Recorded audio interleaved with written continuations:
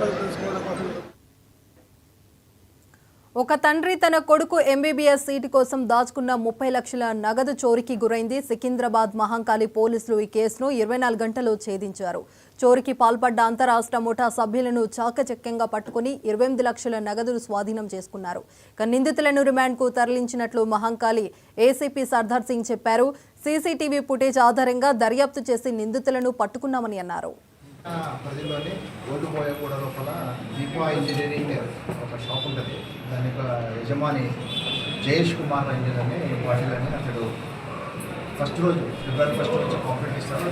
రాత్రి గడిచిన రాత్రి షాప్లో కొలబట్టి షాప్లో నుండి 30,20,000 రూపాయలు తీసుకుపోయేదానికి జరుగుతుంది. ఇదే కాంప్లీట్ పైన మహంకాళి ఎస్హెచ్ఓ గారు పరశురామ్ గారు కేసు రిజిస్టర్ చేసి ఇన్వెస్టిగేషన్ ప్రారంభిస్తారు.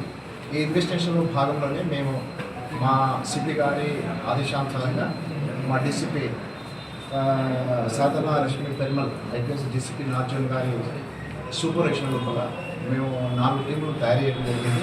మహంకాళి ఎస్హెచ్ఓ పరశురామ్ గారు ఒకటి, మహంకాళి డిఐ కుమార్ గారు ఒకటి, మరి Gangadhar SI Ramgopalpet and Srivardhan SI market inspector ద్వారా 4 టీంలు తయారు చేసి మేము చాలా జాగ్రత్తగా పరిశోధన చేయడం జరిగింది.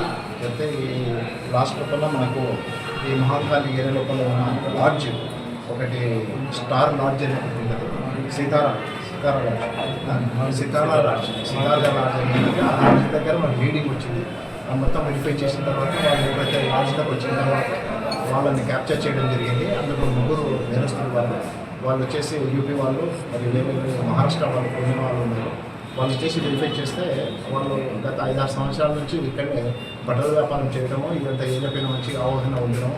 దాంట్లో భాగంగానే ఆ షాప్లో ఎవరు లేరని తెలిసి వాళ్ళు లాకేసిపోయారని తెలుసుకున్న తర్వాత ఆ షాప్కి రాత్రి ఆ రోజు 31 జనవరి 1 రాత్రి వాళ్ళు మధ్యరాత్రి షాప్ను లిఫ్ట్ చేసి దాంట్లో క్యాష్ తీసుకోవడం చేసింది. ఆ క్యాష్ నుంచి కూడా మేము 28,62,000 రూపాయలు క్యాష్ రికవర్ చేయడం జరిగింది. ఆ ముగ్గురు కూడా వెరిఫై చేయడం జరిగింది. వాళ్ళని ఇప్పుడు కోర్టులో ప్రొడ్యూస్ చేసింది. మహంకాళి